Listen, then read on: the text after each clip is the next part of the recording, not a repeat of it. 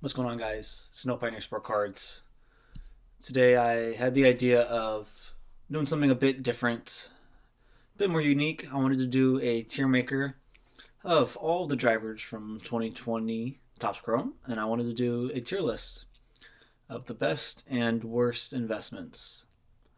I should have put the F tier up. I forgot to do that before I started.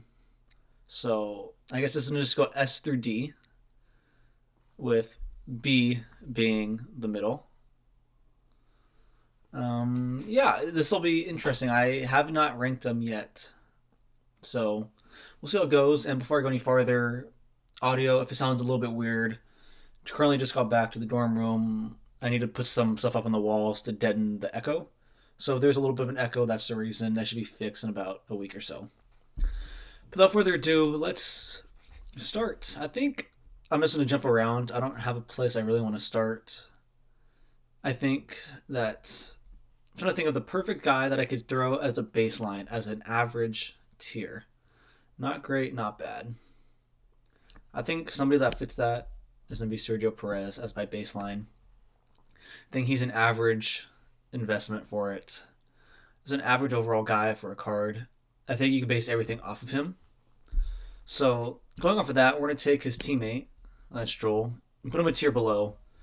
This is a work in progress. He might end up in the D tier, but I want to see where they end up at. This will be just a fun experiment. Somebody that we know is going to be asked for an investment. We'll just go do it right now. Max and Lewis, two best drivers. They are expensive, but they're going to get you your best returns. The Boatman, Valtteri Bottas. This might, I don't know. I'm putting him in D.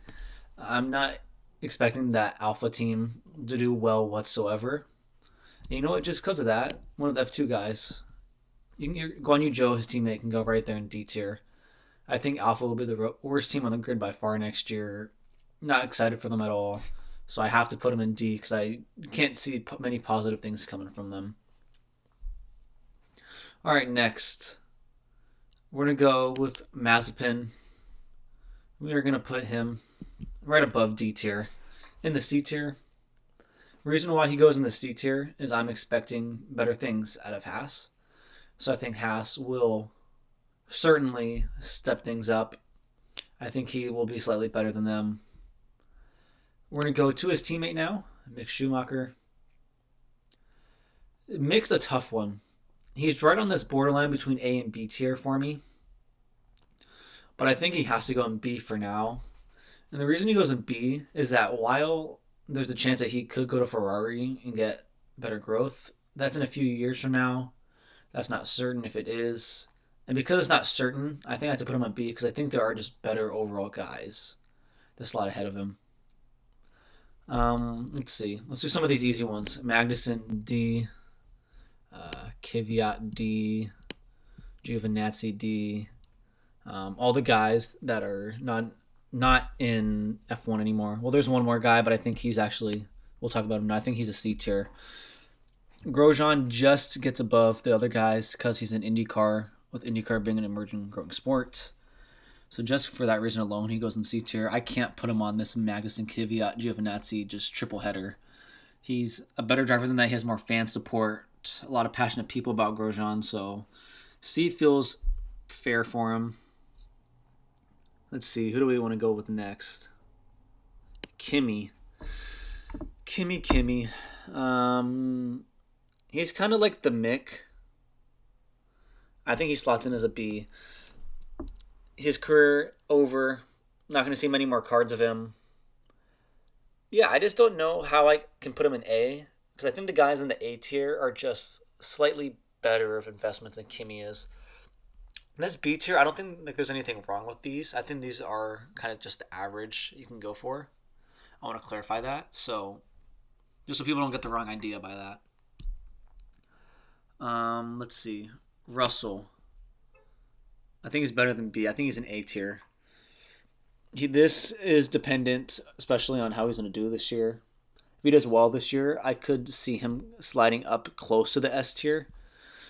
I don't know if he's going to quite get there, but I think he's pretty safe, and we'll put his good friend Lando right there with him. I think Lando is in a similar spot to Russell in those regards. But I think it doesn't make sense to me that he should go along with Russell. He does for his card prices. It's only fair. Let's see. Who do we want to go for next? I'm going to go with Carlos Sainz in the A tier. Sainz right now, very undervalued. Really showed up strong for Ferrari this year. Good chance he ends up being the number one guy, with Leclerc being the number two. So that alone puts him in A. His prices are so good that he is somewhat close to being on an S tier for an investment standpoint. But I just can't quite do that just yet. And since they're similar, Leclerc goes in the A tier as well. Leclerc, I think him and Sainz are relatively safe. They're not nearly as expensive as Russell and Lando, but they have just as good of an upside with Ferrari. I think putting them there is more than reasonable. Next up, I have Yuki. Yuki's tough. So my thought process with Yuki is he's not on any of this tier down here with the D's. I think he's better than that for an investment. But my question is, do I see him being as good of an investment as Perez, Schumacher, and Kimi? Or Stroll, Mazzapin, and Grosjean? And as I say that out loud, I think he belongs in the C tier with Grosjean and Mazzapin and Stroll. He's hard. I just don't see him getting any big shots. I could see him going to Red Bull, but I think it would end up being a similar situation to Gasly, to be honest. I don't see how it would really work out with him there. Let's do a fun one. I have Daniel Ricardo. This might be controversial, what I'm going to do here, but I think he's an A-tier investment, and here's why. Last year, he struggled in the McLaren 100%. Can't doubt it. The reason why I have him in this A-tier is relative to Lando, his prices are way, way, way lower.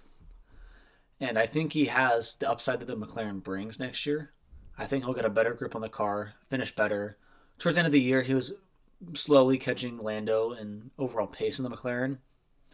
So if we're going based off of that fact alone, that their speeds are going to be relatively similar, I think Lando has the better driving capability in the McLaren.